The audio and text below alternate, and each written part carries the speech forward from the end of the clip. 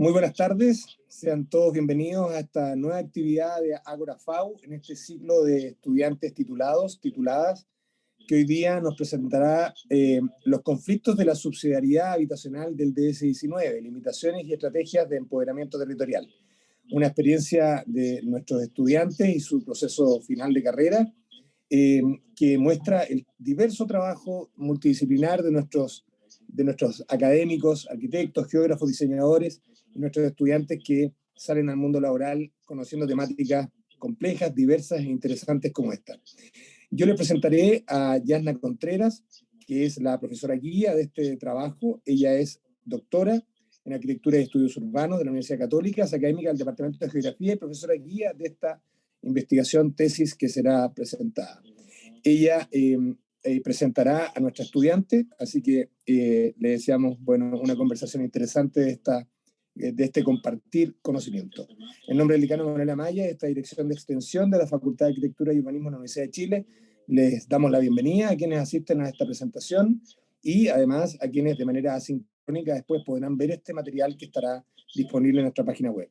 Así que muchas gracias, buenas tardes y dejo con ustedes a Yasna Contreras.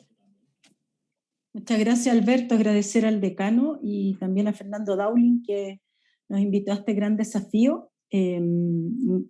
Resulta súper clave porque Danae está súper nerviosa. Danae Ávila, la presento, que es la protagonista de este ciclo. Ella es geógrafa, egresó este año, una excelente alumna, además de excelente alumna, excelente ser humano.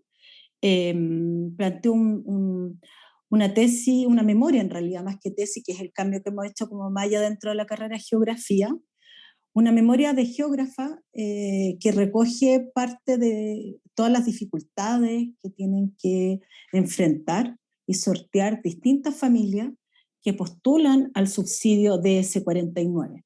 Entonces, contarles que Danae va a evidenciar cómo fue su proceso, las principales conclusiones y los aportes que ella puede hacer a la política habitacional en tanto geógrafa.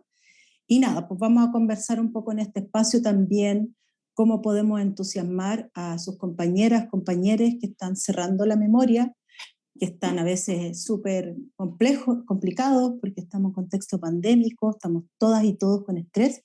Y es bien interesante oírla porque también, además del conocimiento que ella nos pueda plantear, nos va a contar lo que ha significado este proceso. Así que 20 minutos, Danae, y después hacemos una pequeña conversación ambas. Ya. Hola a todos los que están viendo, yo soy Danae Ávila y realicé mi memoria en base a la experiencia de familias en campamentos postulando al DS-49, que es el subsidio básico que se llama Fondo Solidario de Elección de Vivienda. Voy a compartir la pantalla.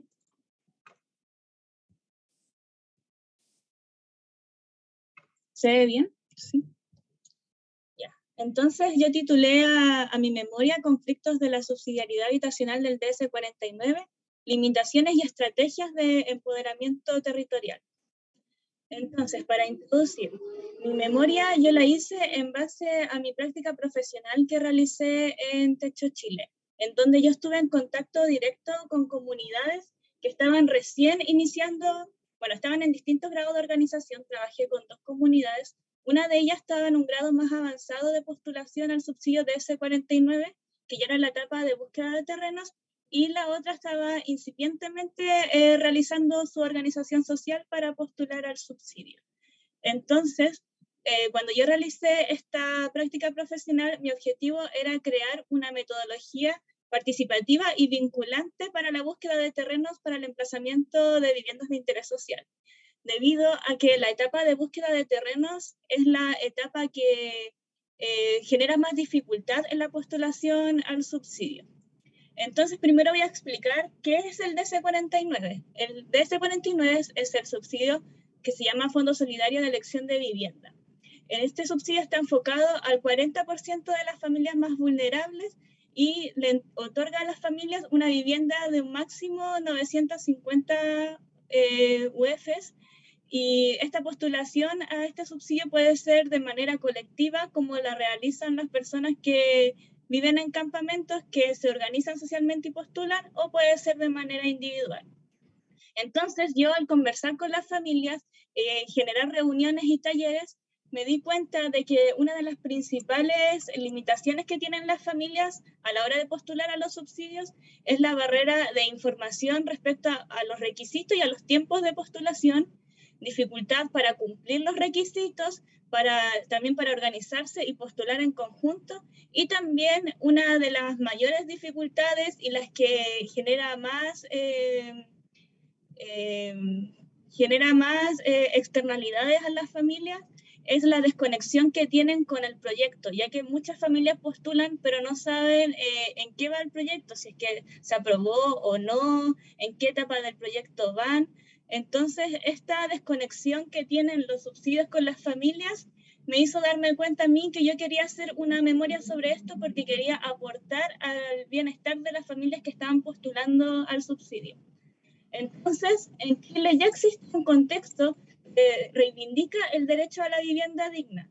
Si bien ya existían movilizaciones desde antes, por ejemplo, pobladores luchadores, Ucamau, distintos comités de vivienda, el 18 de octubre y el estallido social canaliza todas estas demandas y ya se ve en televisión, en las calles, en carteles, de que las personas quieren acceder a la vivienda digna, refiriéndose a esta misma no solo como acceder a una casa, sino también a generar un entorno digno, un barrio digno, aprovechar las oportunidades que se dan en la ciudad, quieren acceder a este tipo, a estas cosas. Entonces, las causas asociadas a la movilización de las personas que se mueven por el acceso a la vivienda digna es que las familias, como contaba antes, se sienten desvinculadas tanto del mercado inmobiliario como también a los subsidios que entrega el Estado para postular a la vivienda, debido a que también la política no toma en cuenta las variables particulares por las cuales viven las familias, ni tampoco las variabilidades territoriales sobre las cuales las familias postulan. Por ejemplo, existe un solo tipo de subsidio, pero este subsidio no se diferencia, por ejemplo, si es que una persona está postulando en un entorno rural o un entorno urbano, sino que es un subsidio homogéneo. Entonces, a esto yo también quiero apelar con la memoria que realicé. También debido a que la política es lenta y muchas veces las familias no se sienten motivadas a postular, ya que la vivienda se otorga en 5, 10 años. Entonces, al ser una política lenta, muchas de las familias optan, por ejemplo, acceder a la vivienda informal en campamentos. Entonces, la problematización yo la dividí en dos. Existen en una dimensión social y en una dimensión territorial. En cuanto a la visión, a la problemática territorial, es que existe un mercado de suelos que no permite a las personas acceder a la vivienda. De hecho, la localización es el punto más que cuesta más al momento de acceder a la vivienda. Entonces, existe este mercado de suelo que no acoge proyectos de vivienda de interés social. Y también dentro de la problematización de la variable social, es que el subsidio marginaliza a las familias y no les permite acceder de una manera en la cual ellas se sientan satisfechas a la vivienda que acceden, debido a que muchas veces no acoge las necesidades que tienen las personas y las familias. Entonces, para generar este estudio, yo me propuse como objetivo general definir estrategias de empoderamiento comunitario en el proceso de postulación colectiva al DS49. ¿A qué me refiero con esto? Es que yo, además de identificar las limitaciones por las cuales atraviesan las familias para acceder al DS49, quise definir estrategias para generar una mejor experiencia de las familias a postular al subsidio y también un mejor proyecto para ellas, en el cual ellas estuvieran integradas en todo el proceso, desde el comienzo hasta el final del proceso de postulación. Entonces, para definir esta estrategia de empoderamiento comunitario, como objetivo específico, me propuse primero identificar los mecanismos y barreras de participación que existen en el subsidio. Luego, identificar el rol que tienen las comunidades y las entidades patrocinantes en la postulación colectiva. Y por último, generar estas instancias y estrategias de empoderamiento comunitario. Entonces, yo me basé en la experiencia de mi trabajo con 2 comunidades Sin embargo, al desarrollo de la tesis, no pude seguir en contacto con estas personas debido al contexto pandemia. No pude seguir entrevistándolas ni ir al lugar, pero bajo su experiencia y lo que yo recogí en la práctica profesional, construí estas estrategias de empoderamiento comunitario para generar un mejor tipo de postulación colectiva. Entonces, los campamentos con los cuales yo trabajé fue Pobladores Luchadores en la Florida y Rodeo Medialuna en Lampa. Decidí trabajar con estas dos comunidades para que la aplicabilidad de mi proyecto pudiera realizarse en entornos urbanos y en entornos rurales. Entonces, cuando yo trabajé con estas comunidades, realicé estas dos cartografías, Rodeo Medialuna en Lampa y Pobladores Luchadores en la Florida. En Lampa uno puede ver a través de esta cartografía de que los campamentos tienen una lógica de localizarse cerca de los servicios a los cuales ellos quieren acceder y que satisfacen las necesidades de las familias que se localizan.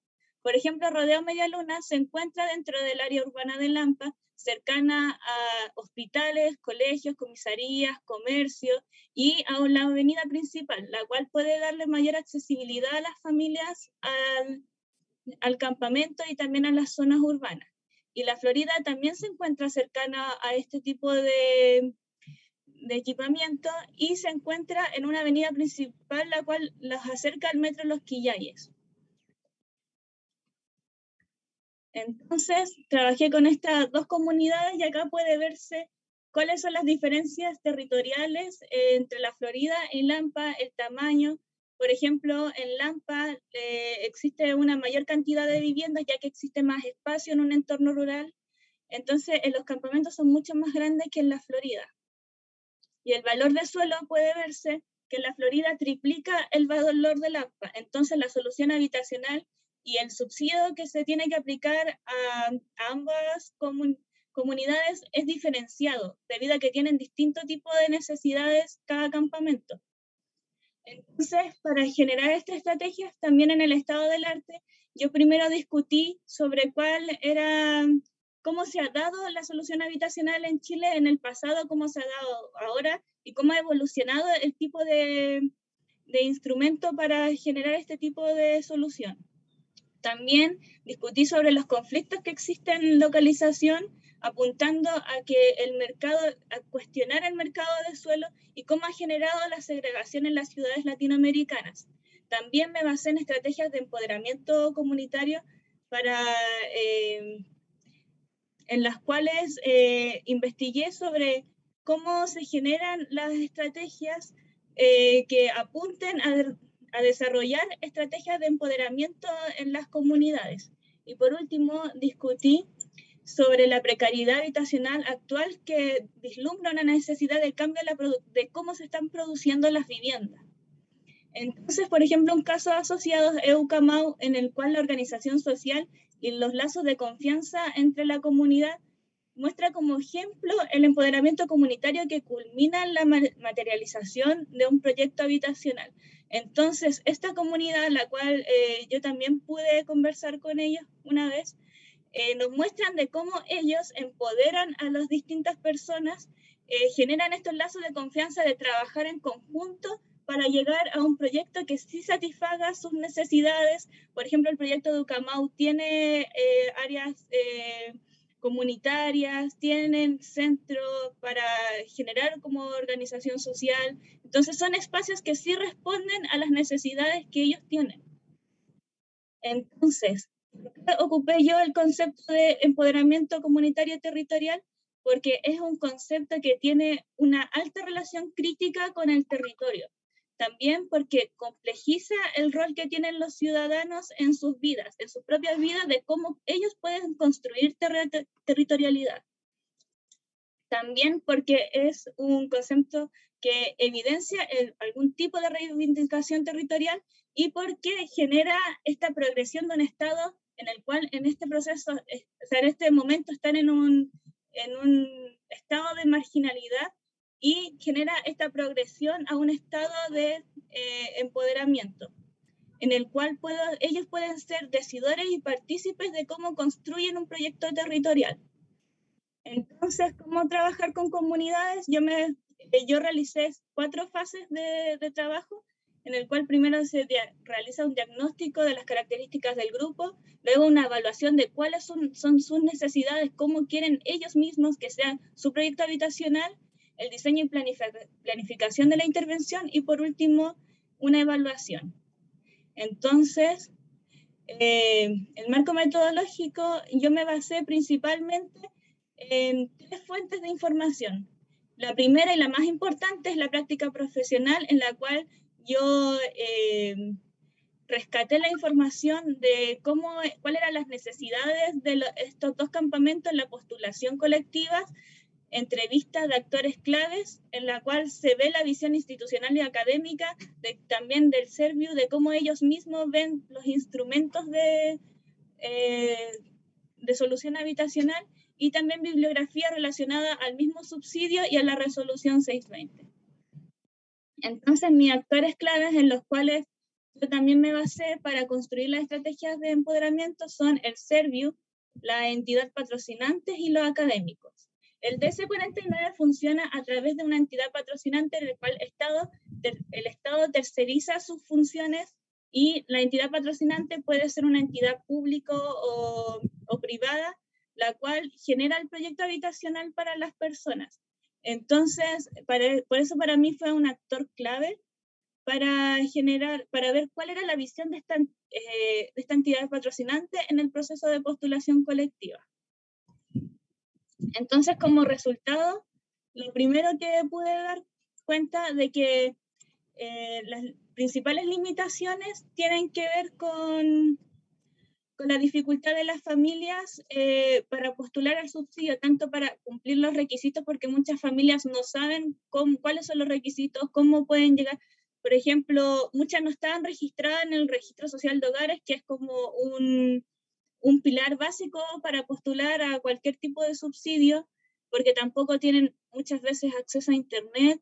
Entonces, las principales dificultades son de conocimiento del subsidio, cómo postular, cuáles son los tiempos, y también se evidenció el escaso apoyo que tienen los municipios en este proceso, debido a que cuando se les consultó cómo ellos habían postulado o cómo querían postular, ellos me decían de que muchas veces iban a los municipios a preguntar información y los municipios los derivaban a Serviu.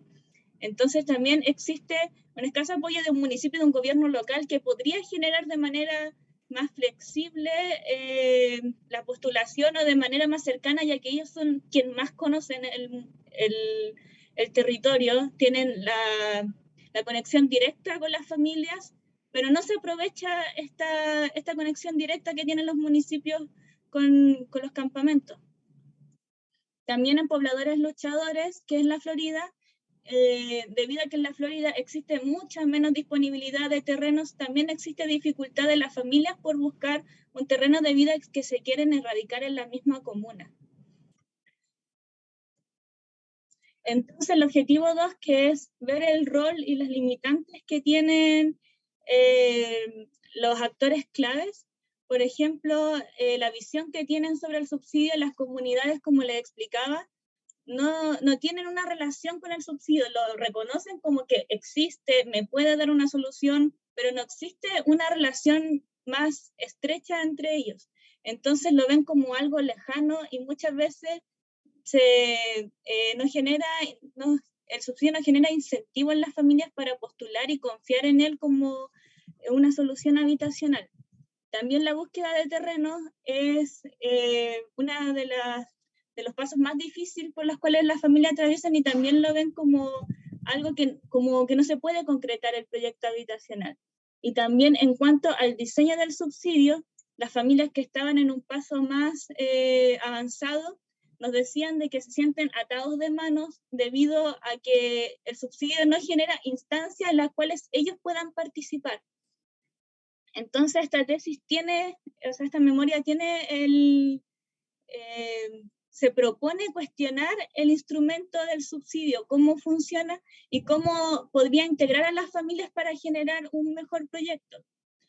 Las instituciones, por ejemplo, en cuanto al subsidio, también se cuestionan que muchas veces no generan incentivos para que las familias postulen de manera colectiva, siendo que de esa manera es como funciona mejor el proyecto habitacional y está construido para que las familias postulen de manera individual, y al postular de manera individual se les entregan las 950 UF, pero actualmente en las zonas metropolitanas es muy difícil conseguir una vivienda de 950 UF.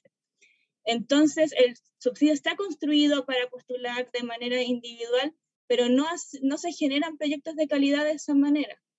Entonces ellos reconocen que también debería generarse como el comité, debería incentivarse postular a través de comité. En cuanto a la visión académica, ellos reconocen de que la calidad del proyecto depende de factores que no están incluidos en el subsidio. Por ejemplo, la organización social, en que haya mejor o menor organización social, no lo incluye el subsidio. Entonces, que se genere un mejor o un peor proyecto, no están incluidas esos factores para mejorarlos. Y en cuanto a la entidad patrocinante, el proyecto depende muchas veces de la voluntad que tenga la entidad patrocinante de generar un mejor o cumplir con las expectativas básicas de lo que pide la resolución 620. Por ejemplo, yo trabajé con Techo Chile y ellos estaban interesados en generar un mejor proyecto habitacional.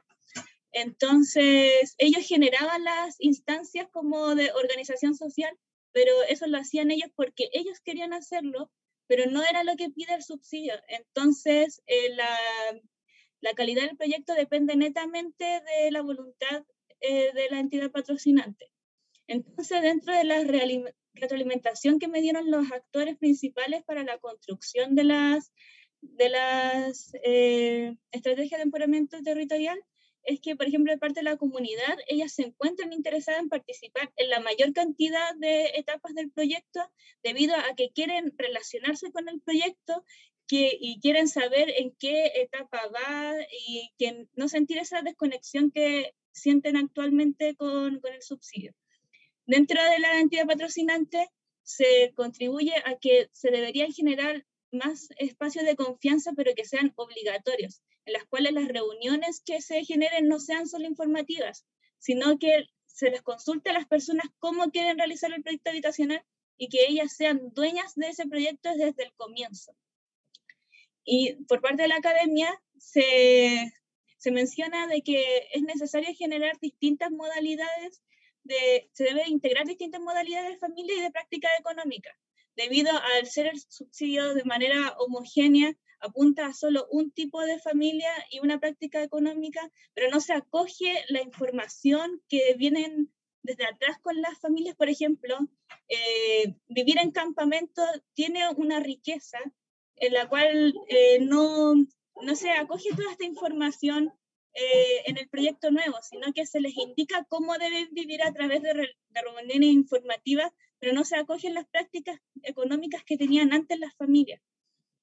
Y por parte del Servio se piensa que una de las etapas más importantes es la consolidación del barrio para que el proyecto habitacional sea exitoso post entrega.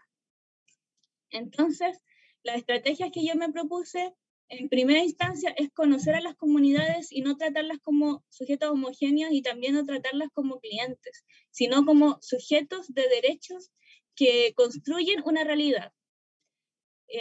Como punto 2 me propuse concientizar a las familias como agentes territoriales del cambio, y no solamente como que yo estoy postulando y me dan la casa, sino de que ellas ser partícipas del proyecto en cuanto, por ejemplo, a la búsqueda de terrenos, dónde quieren que se localice el terreno o cómo quieren que sea el proyecto habitacional. 3, sortear las restricciones de búsqueda de terrenos juntos. Por ejemplo, enseñarle a las familias cómo buscar terrenos, cómo contactar al servicio de impuestos internos, generar ese trabajo en conjunto, debido a que es al que tarda más tiempo. También el diseño del proyecto habitacional responde a las necesidades. Por ejemplo, un ejemplo de esto es el proyecto de Alejandro Aravena en Quinta Monroy, en donde se les preguntó a las familias qué era lo que más necesitaban de la solución habitacional. Y también la etapa que es la quinta etapa y última, que es la aceptación del proyecto, también integrar a las familias en este proceso y generar en conjunto la negociación final. Entonces, en conclusión, la comunidad tiene que estar al centro de la discusión y también al centro del subsidio para dignificar el habitar de las familias. Es necesario urgentemente actualmente reformar la política habitacional y no solo ello, sino también el mercado de suelo, porque si se genera una mejora del lado social del subsidio, igual el mercado de suelo va a seguir entrampando los proyectos habitacionales en las familias y también va a seguir generándose estos proyectos en la periferia de la ciudad. Entonces, la solución tiene que ser en conjunto. También es necesario replantearse la tercerización del subsidio y también que la entidad patrocinante, que actualmente es quien genera todas las labores, no sea solo ella, sino que las familias sean el pilar fundamental del subsidio y no tanto la entidad patrocinante. Y también se debe generar ahora un replanteamiento en contexto pandemia y constitucional de considerar a la vivienda como un derecho, dar garantías de que la vivienda se localice en áreas centrales a través de instrumentos de planificación territorial, que también se debe considerar el replantearse de quién va a dar la solución habitacional y los objetivos que se plantean con ella y mirar a una solución que contribuya a espacios y territorios más justos. Muchas gracias. Muchas gracias, Danae, por tu interesante exposición. Si quieres puedes volver al inicio y bueno, es bien desafiante la memoria que tú planteaste, ¿cierto?, para la carrera de geografía, y también pensando que este ciclo lo ven otras compañeras de diseño, de arquitectura de nuestra facultad y también compañeras de estudiantes de geografía, ¿cierto? A mí me gustaría como poner el acento más que en las propuestas que haces al final, que me parecen súper interesantes, algunas debatibles, etcétera, era que tú primero le contaras a todas y a todos cómo logras montar tu memoria, cómo logras acercarte en este contexto donde gran parte de tus entrevistadas eran mujeres trabajadoras, mujeres líderes, ¿cierto? Entonces, si nos pudieras contar cómo fue el proceso y en el fondo cómo la propia pandemia te exigió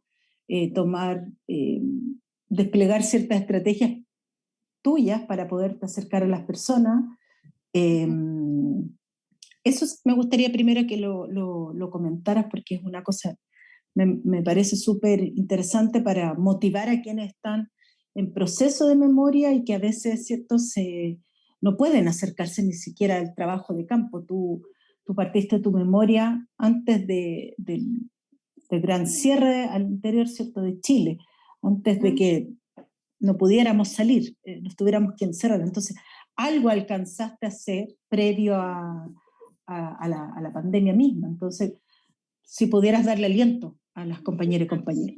Pensando en los que quieran estudiar una carrera como la nuestra, como la geografía, también había un segundo punto que me gustaría que te pronunciaras, que los dice por tiempo, le das menos importancia, pero sí es importante en tu documento escrito, que es también los riesgos a los que están expuestas las personas con las que tú trabajaste, ¿cierto? Y algo que al menos hemos debatido junta o con Beatriz Seguiel a través de Vivienda Migrante, que el riesgo como construcción sociopolítica, ¿cierto?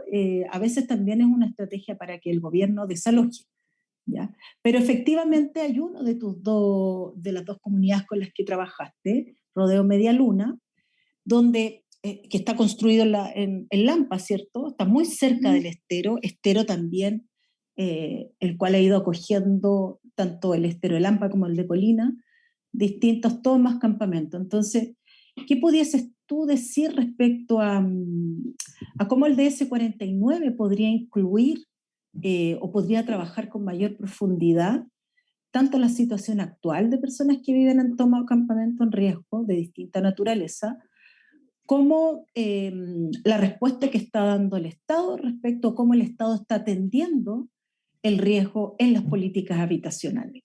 porque ahí todavía siento que estamos, lo hemos debatido con Carmen Paz Castro, en el diploma de gestión para la reducción de riesgos de desastre, y claro, todavía, a pesar de la cantidad de riesgos que enfrenta el país, en materia de política habitacional estamos con muchas deudas, entonces, y la geografía tiene mucho que decir al respecto, y tu trabajo también lo dice.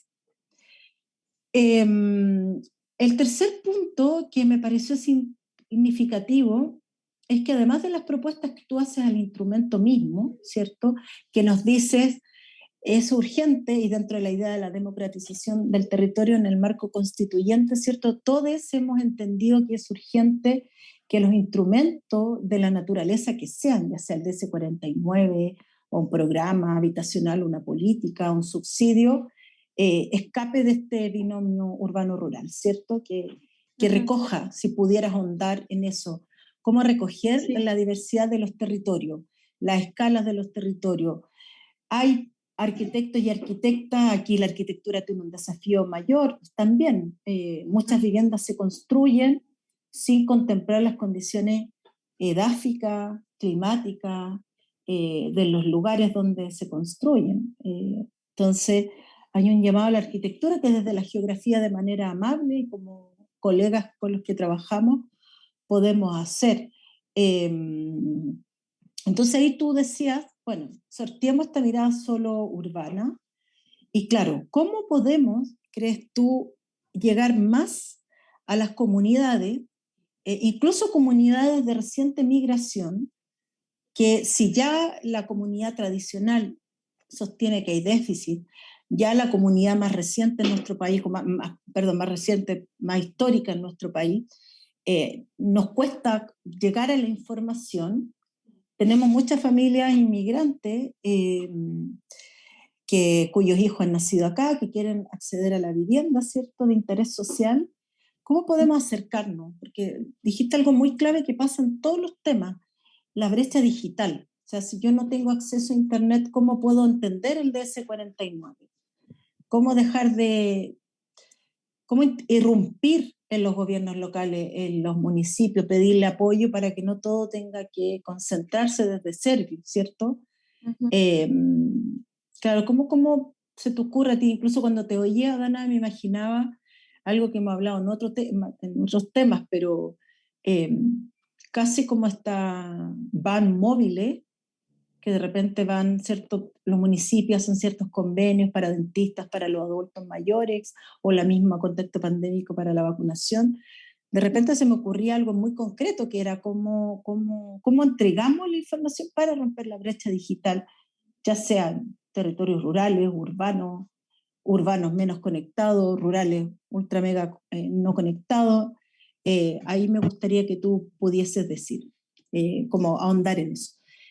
Y lo último que es para que lo pongamos en tensión, cuando uno te escucha, y esta es más una duda que tengo, a uno le diese la impresión que a través del empoderamiento, que yo concuerdo plenamente contigo, ¿cierto?, el empoderamiento territorial, tenemos que sentirnos más constituyentes, más parte de las decisiones de las políticas habitacionales, pero también yo a veces tengo la duda si en todos los casos, porque nombraste por ahí la erradicación o la radicación, también cómo escapamos lo binominal y cómo podemos conducir situaciones donde efectivamente la autogestión es posible y en otros contextos donde es más dificultoso, porque a uno le diera la impresión de que tú abogas solo por la autogestión, que me parece súper fundamental y necesario. Pero ¿cómo lo podemos lograr en un contexto actual de un déficit de casi 700.000 viviendas, tomas y campamentos, familias en carpa viviendo en la calle, en distintos territorios de Chile? Lo que quiero poner como en tensión de lo que me despierta después de haberte guiado, ¿cierto?, y ahora escucharte en otro sentido, claro, lo complejo que es el tema habitacional, y que hemos avanzado en algunas cosas, pero hay bastante retroceso, porque lo mismo que estamos hablando aquí, yo lo leí en otras personas que escribieron en los 70, por los 80, en los 90, es increíble lo poco que hemos ido avanzando, salvo algunos casos específicos, como lo que tú contaste del proyecto Ucamau, que también nace la propia lucha de los vecinos del barrio San Eugenio, ¿cierto? Entonces eso es como que profundicen temas que son importantes. El rol de las mujeres líderes, tú trabajaste con muchas de ellas, así que no sé, ahí tú le vamos conversando. Yeah.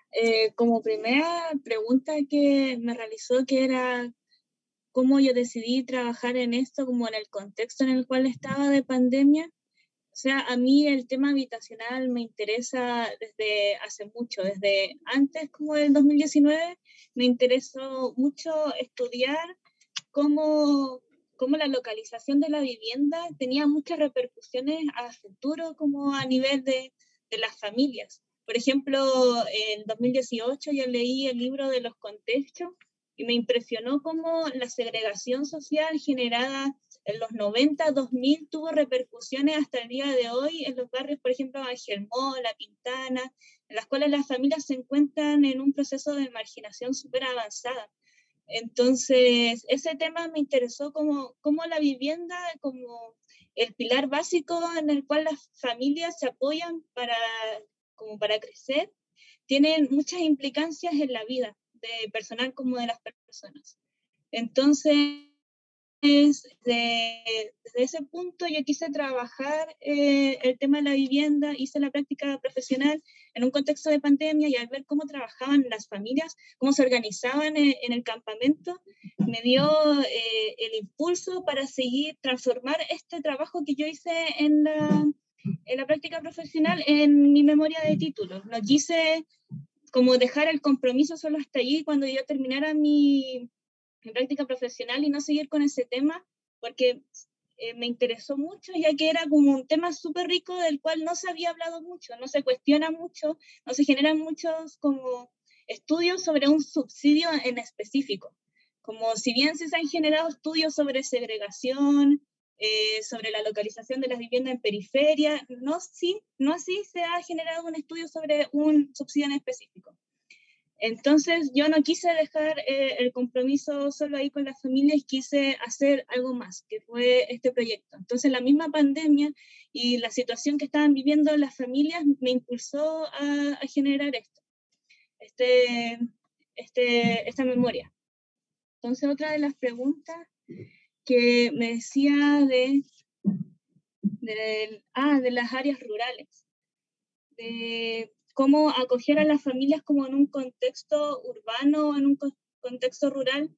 Como geógrafo, a uno lo que más le interesa es como la repercusión territorial, tanto de las políticas como de procesos históricos, y cómo generar como desarrollo en esas zonas independiente de la naturaleza urbana y rural. Y actualmente uno puede ver en las políticas nacionales de desarrollo urbano o hasta en la Política Nacional de Desarrollo Rural, de que, por ejemplo, la Política Nacional de Desarrollo Rural se enfoca solamente como en el desarrollo productivo de las zonas, pero no en el desarrollo social de las zonas rurales. Entonces, hasta el día de hoy, la visión de las políticas habitacionales es muy urbana. Es cómo generar, de hecho, los proyectos habitacionales que se generan en zonas rurales tienen una arquitectura urbana, no acogen, por ejemplo, la vida que quieren desarrollar las personas en zonas rurales, que muchas de ellas generan, por ejemplo, agricultura personal como para las familias en un proyecto habitacional, como los que genera MIMBU, no se puede realizar ese tipo de prácticas. Entonces, lo que apunta también una de mis estrategias es conocer, tanto socialmente como territorialmente, cuál es la naturaleza como del colectivo que está postulando. Entonces, a mí me interesa mucho de que la política acoja esa información, que se levante esa información de cuál es la naturaleza del colectivo que está postulando.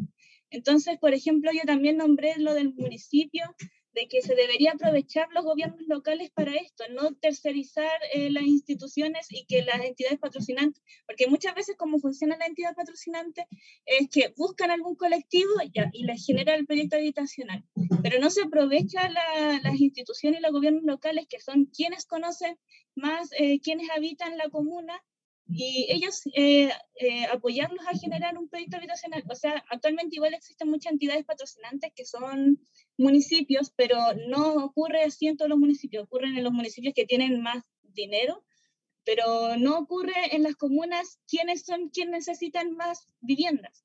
Por ejemplo, las comunas que necesitan más viviendas, La Pintana, San Bernardo, Quilicura, no tienen esa posibilidad de ser ellas mismas una entidad patrocinante y generar proyectos habitacionales. Entonces yo siento que se pierde esa riqueza que tienen los municipios. Y sí, me hablaba también si es que es posible, por ejemplo, generar que todos los proyectos sean a través de autogestión, por ejemplo, porque también los proyectos de autogestión son muy lentos, tardan años. Y, por ejemplo, se necesitan solución habitacional, proyectos de solución habitacional ahora, por ejemplo, lo que está ocurriendo en el norte, en Iquique, que las familias migrantes están viviendo en carpas. Entonces yo también, que fue una reflexión que generé en mi memoria, pero no la puse aquí, es que la solución habitacional no solamente tiene que darse como para generar propietarios de vivienda, no solamente como para que la gente acceda solo a una vivienda y esa vivienda es para toda la vida, porque también la necesidad está diversificada. No todas las familias quieren comprar casa. Muchas familias necesitan una solución transitoria. Entonces yo también creo que en esos casos debería diversificarse. Por ejemplo, ahora existe el subsidio de arriendo, pero también es muy difícil acceder al subsidio de arriendo.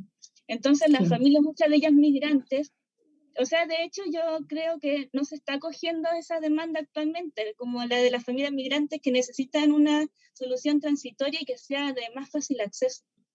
Claro, y ahí tú dijiste, disculpa que te interrumpa, algo que es clave también en el proceso constituyente y que al menos yo también lo defiendo en una postura más personal, que es cómo nos hacemos cargo de entender que el acceso a la vivienda no solamente tiene que ser en propiedad, también incluso para familias migrantes, ¿cierto?, que están recién construyendo sus proyectos residenciales en Chile, o muchas familias en Chile que no han podido acceder a la vivienda en propiedad, porque es complejo, ¿cierto?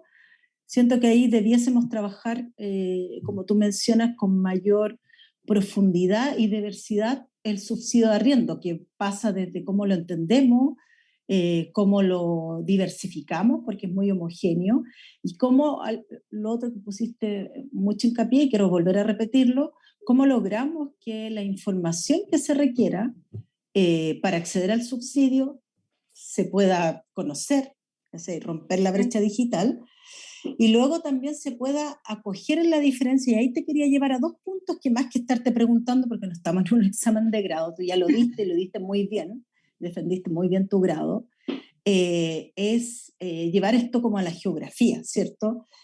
Un primer punto desde la geografía feminista. Tú, en los dos territorios que trabajaste, tú trabajaste con mujeres líderes.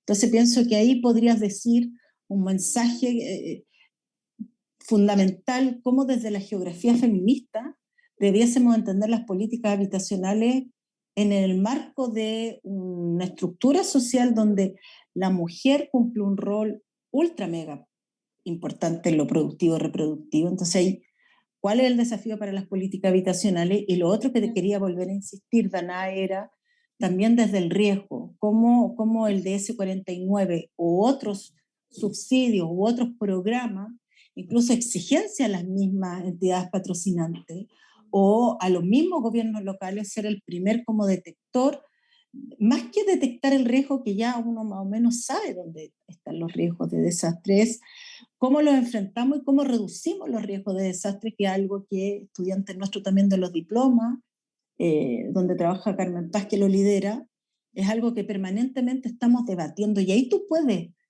llamar a más compañeros y compañeras de geografía a abordar este tema, porque si bien se ha trabajado todavía en materia habitacional, el enfrentar el riesgo de desastre, el construir viviendas distintas, ya sea cuando se va a construir una vivienda para arriendo o en propiedad en un borde río, en una quebrada, en un área aluvional, en una zona de montaña, por ejemplo, o los territorios donde la vivienda incorpora un costo mayor porque requiere mecánica de suelo, porque está, qué sé yo, afecto a un mayor riesgo por terremoto, de fracturas, ¿cierto?, por tsunami. ¿Cómo ¿cómo le haces guiño a esas dos cosas? O sea, por un lado desde el enfoque feminista y por el otro lado en los desafíos que plantea el DS49 y otras políticas habitacionales en materia de riesgo. A mí me gustaría como que incentivaras a tus compañeros a crear, porque nos faltan más atención en estos temas. Sí, de hecho el tema de la geografía feminista es algo que a mí me hubiese encantado abordar a través de mi memoria, pero por tiempo no lo pude hacer, pero lo encuentro algo súper importante, algo súper rico, porque, por ejemplo, la líder de la organización de pobladores luchadores era mujer inmigrante. Entonces ahí hay una interseccionalidad que también a mí me gustaría haber abordado, porque el tema habitacional, el tema como de vivienda, dentro de la vivienda es algo súper, que tiene un enfoque femenino súper importante, porque, por ejemplo, son las mujeres muchas veces quienes habitan, que están muchas veces todo el día dentro de la casa, quienes generan las labores del hogar, y esta visión, por ejemplo, del diseño de las viviendas podría ser integrado desde una visión femenina, ya que muchas veces son ellas quienes están todo el día en la casa.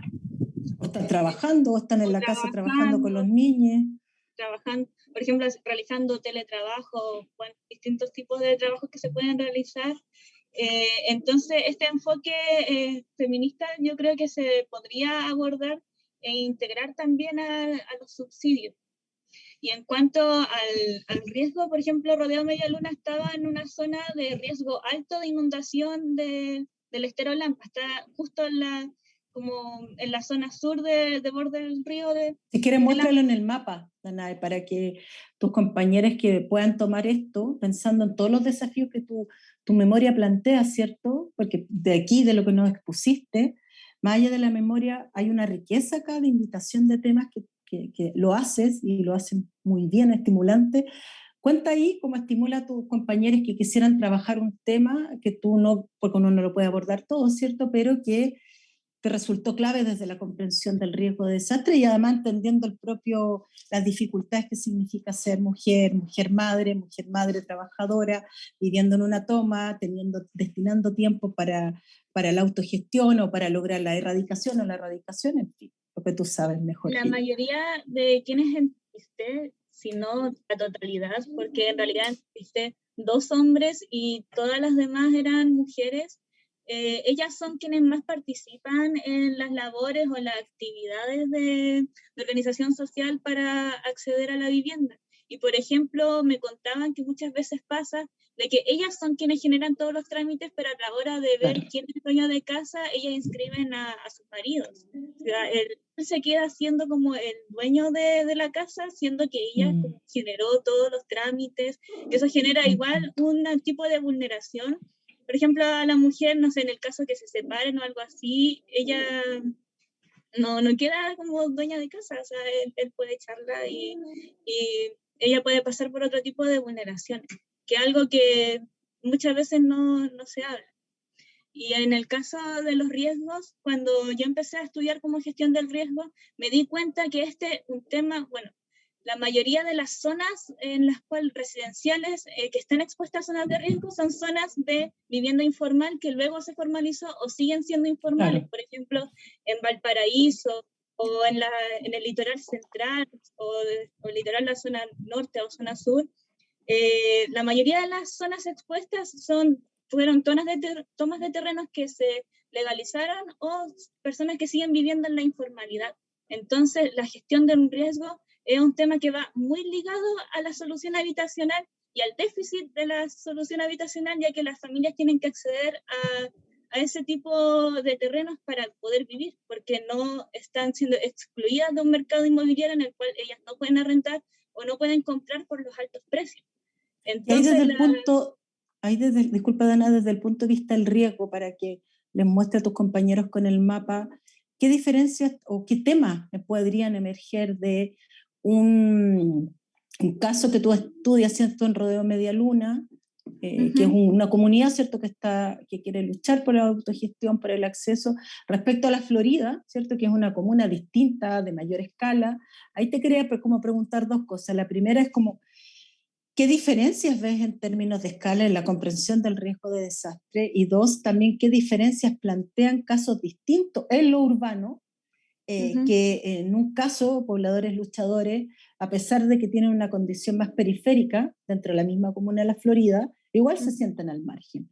Y por el otro lado tenemos, ¿cierto? Rodeo Medialuna en Lampa, que es otro caso. Entonces, también, ¿fue bueno para ti comparar casos?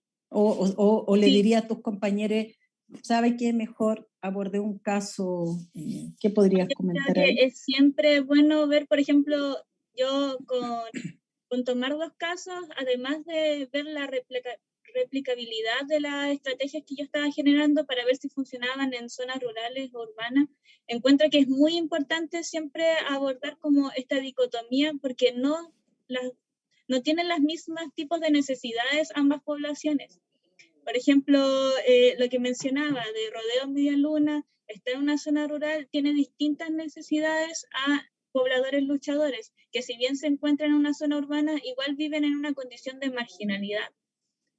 Entonces encuentro que es muy importante generar esta dicotomía y ver desde distintos territorios, como abordar y tomar información de cómo son los distintos territorios, generar un diagnóstico de ambos territorios para finalmente generar un proyecto que satisfaga la necesidad de los dos territorios, que son distintas.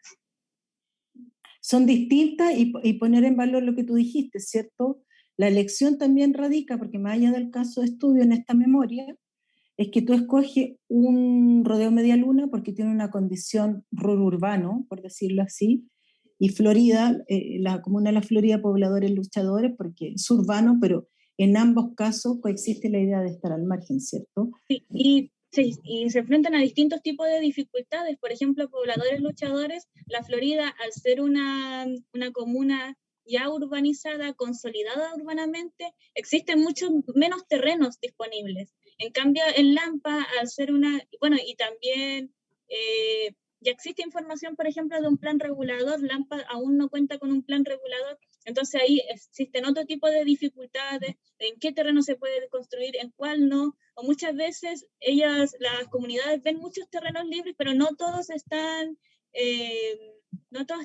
regulados para construir en esos terrenos. Entonces también ahí Lampa enfrenta otro tipo de dificultades que no lo enfrenta La Florida porque ya esa zona ya es urbana. Danay, como para... Disculpa. Entonces están expuestas a distintos tipos de desafíos cada una de las comunidades. Y si pudieras como porque ya vamos cerrando por la hora, comentar como preguntas que salieron de tu memoria, temas que te hubiera gustado abordarlo y que quien quiera que te esté escuchando, un estudiante de geografía, uno de diseño, uno de arquitectura de nuestra facultad, ¿qué temas podrías como de idea comentar para que pudieran acogerlo, no sé, escribirte, dada la experiencia que tienes, no solo en los dos casos, sino que manejas en general muy bien el DS49, los desafíos, entrevistaste también, agradecer a la gente del Serviu, que actores claves también, colegas del INVI, de la FAU, colegas arquitectos de la Facultad de Arquitectura y Urbanismo de la Universidad de Chile, que también te comentaron su experiencia, y eso permitió también que tu memoria no solo entrara en diálogo contigo disciplinarmente, con las mujeres de la comunidad mayoritariamente, sino que también con personas que ya tenían mayor experiencia, tanto en el ámbito público como privado, que hacen que tú tengas un abanico de exploración del DS49, la Senia Fuster también, que me recuerdo que te apoyó, también valorarla a ella porque ha hecho estos trabajos. ¿Qué preguntas, qué cosas crees tú que podrían motivar a nuevas tesis, a nuevos memoristas? Más que tesis, memorias, tengo que acordarme de eso. Sí.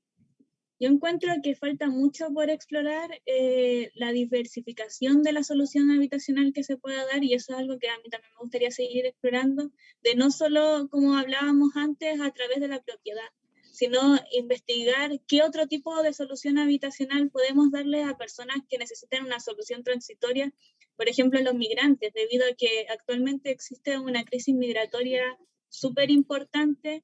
a los cuales los migrantes se ven expuestos a distintos tipos de vulnerabilidades y tienen que optar por la vivienda informal. Entonces, siento que ese tema también no está tan explorado y me gustaría, a mí en lo personal, seguir, por ejemplo, estudiándolo, o el tema de la visión del género dentro de este tipo de instrumentos. También falta mucho sobre regulación de los suelos, que es algo súper importante, generar como estas garantías de que exista dentro de las comunas bancos de suelos disponibles para solución habitacional de interés social. Falta mucho ese tipo de estudio y que también se haga garante o que sea, no sé cómo era la palabra. Bueno, de que el Estado entregue de manera obligatoria terrenos para la construcción de este tipo de proyectos. Entonces, claro, ahí como para enganchar lo tuyo con los futuros estudiantes de arquitectura, disculpa que te haya interrumpido, pero es para poner más énfasis que faltan más memorias donde uno puede desarrollar proyectos habitacionales en terrenos que hoy día están en manos del ejército y que también, claro, exigen y nos llevan a cuestionar cómo vamos construyendo, creo que varias cosas, aquí salió de lo que dijiste, cómo vamos construyendo un banco de terreno que también se pueda ir monitoreando anualmente. Cómo, por ejemplo, levantar información sobre las zonas de renovación urbana. Eso es algo que a mí también me gustaría mucho hacer quizás en el futuro, porque existen en Santiago, por ejemplo, en zonas centrales o pericentrales, que hay bodegas o hay sitios heriazos. Existen muchas zonas que se podría generar una renovación urbana para integrar este tipo de proyectos en zonas centrales y pericentrales. Y también, Danae, complementar que hay muchas zonas post-desastre del terremoto del 2010, 2014, cuando te escuché recién me acordé de Talca. ¿Qué pasó con la cantidad de viviendas que se habían caído en el entorno de Talca, del centro? Que se hicieron muchas manzanas, se construyeron edificios en altura, entonces poner el acento que en todo Chile, en las áreas centrales, aún existe disponibilidad de suelo, aún, como bien mencionas tú, se requieren catastros actualizados para plantear nuevas zonas de renovación urbana, que también, ¿cierto?, siempre le echamos la culpa al Ministerio de Vivienda y Urbanismo de todo, al Serviu, pero hay otros actores que pueden ser súper clave en materia de cómo comprender una gestión más integrada de las políticas habitacionales. No sé si quieres cerrar con algo, comentar algo. No sé con qué cerrar. No estás obligada, tranquila, si te pregunto por preguntarte algo. No, déjame, voy a cerrar. Bueno, agradecerte primero, Danae, tu excelente exposición. Ha sido de verdad muy bonito encontrarnos en otro sentido, dialogando. He ido aprendiendo harto, tomé varias notas de cosas que en algún momento no le di el valor de la enseñanza que tú nos dejas en la memoria. Invitar a tus colegas, a los estudiantes de geografía, de diseño, a los estudiantes de magíster, de geografía, de doctorado, que lean la memoria de geografía de Danae, porque realmente también tiene la riqueza de ser muy concreta y dar algunos lineamientos de cómo podríamos avanzar en mejorar un decreto, un subsidio, el DS-49, que nace en su naturaleza, es muy interesante, pero como que se fue desdibujando en los propósitos con los cuales se creó. Y nada, pues aquí Danae les dio hartos temas, creemos nosotras, estamos convencidas que falta aún más perspectiva feminista en cómo abordar la política habitacional, por lo que decía Danae, por lo que ella menciona en las entrevistas que pone a las líderes que entrevistó, la forma, yo recuerdo a Danae intentando llamar a las líderes que ya había visitado por teléfono, muchas no les podían contestar porque no tenían acceso o no podían pagar el celular, es decir, el contexto pandémico efectivamente ha hecho la vida en la vivienda y en los barrios, en los territorios mucho más complejos para las mujeres, en general cuando tienen que cumplir varios roles. Eso es algo que debiese abordar una política habitacional mucho más integral. Y el otro, lo que pusimos el acento acá desde lo que veíamos en el Estero de Lampa, es decir, hay que volver y esta es una reflexión que saco post tu memoria, la saqué ahora escuchándote, pero tenemos que seguir trabajando en la comprensión del riesgo al pensar en políticas habitacionales también integrales. Así que no, agradecer a la facultad, al decano, ¿cierto? A Fernando Dowling, que nos regaló este momento, Danae, a Claudio y a Daniel, que están aquí, y a quienes nos escucharon o nos van a escuchar. Muchas gracias. Gracias, Danae. Chao. Chao.